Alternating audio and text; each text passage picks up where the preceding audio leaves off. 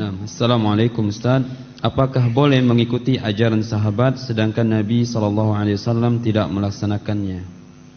Apakah boleh melakukan ajaran sahabat sedangkan Nabi tidak melakukannya? Ini kayaknya pertanyaan kurang tepat. Apa ini maksud dengan ajaran sahabat?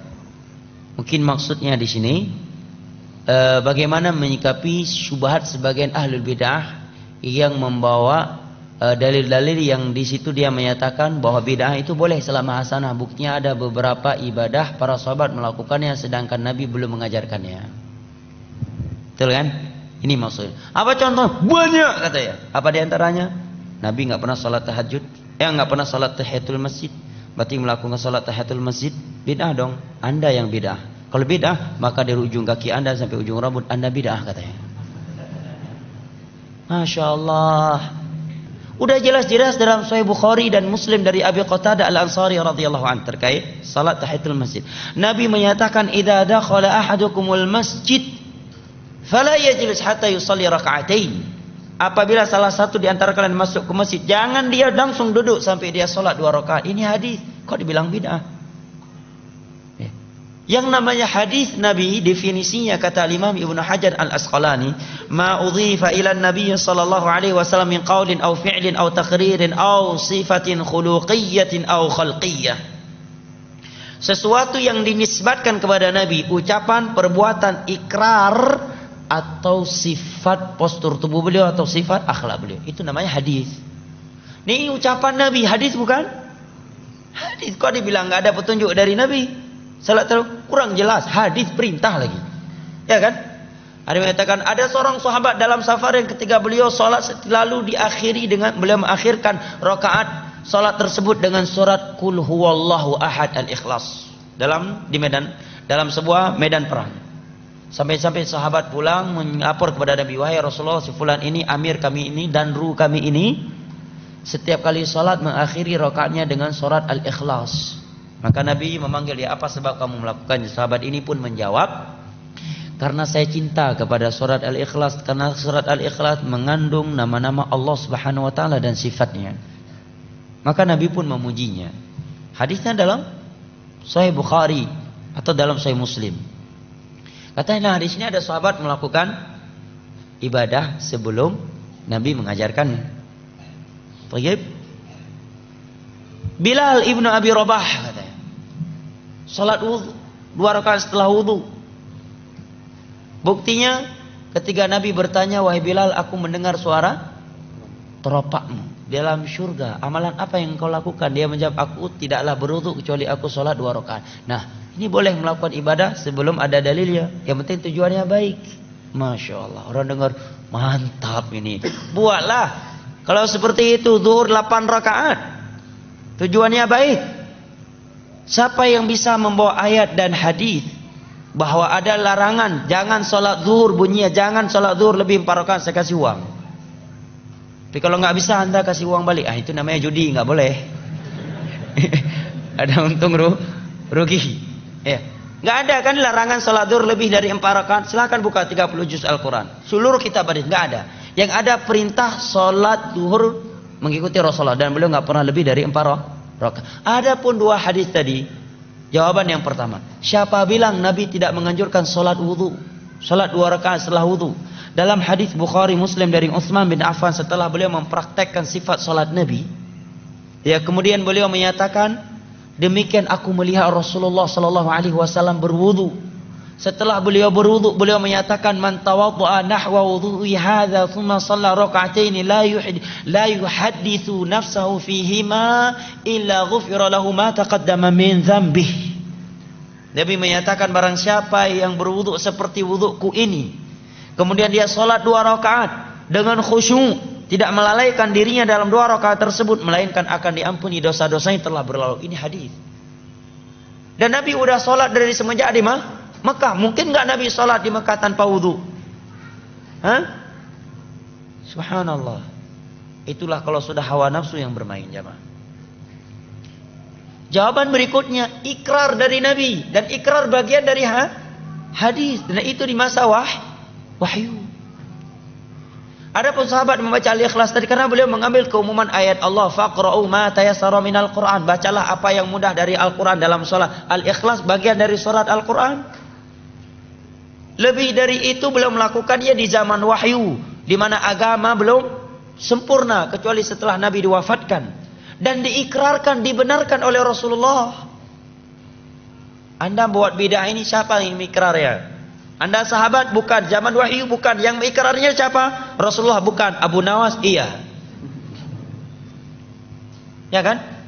Ada juga yang mencari dalil untuk membolehkan bidah. Tuh Umar menyatakan nikmatul bid'atu hadhihi. Masya Allah, ilmiahnya dengan tanda kutip. Sebaik-baik bidah, senikmat-nikmat bidah adalah ini. Tatkala salat tarawih di masa beliau dikerjakan berjamaah. Jawaban kita, itu Umar. Pertama kita jawab, biar lebih telak lagi. Itu Umar, Anda Umar. Anda Umar, tapi Umar akhir zaman. Satu.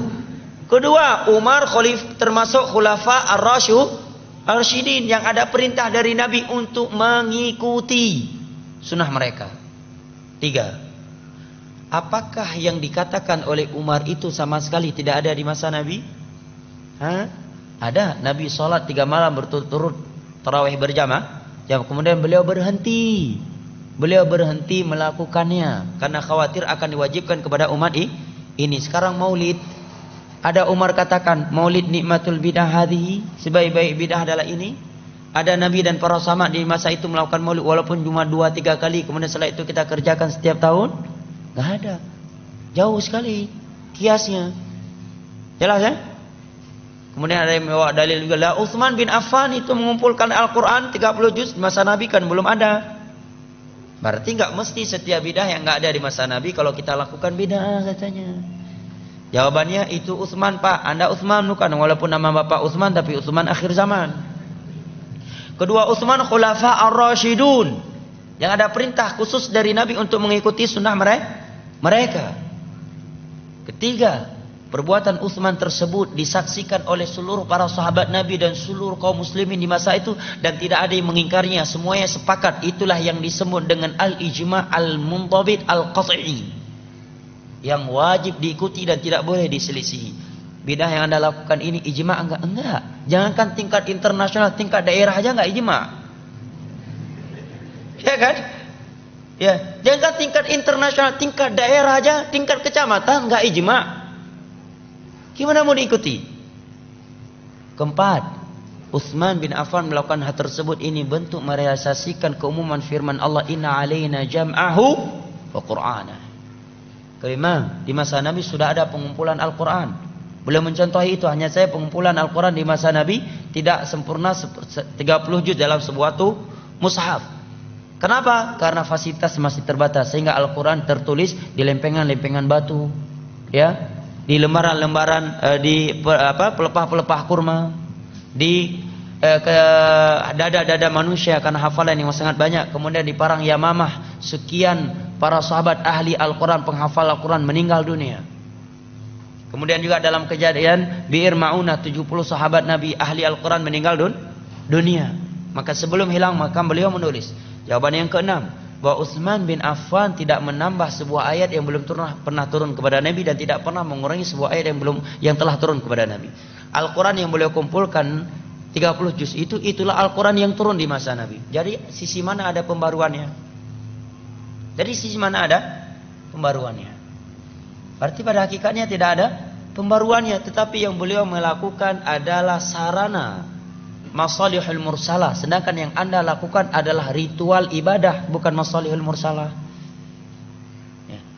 Kan alasan sebagian orang nggak apa-apa melakukan ibadah yang tidak ada tuntunan dalam agama selama tujuan kita baik, kedua selama tidak ada larangan katanya.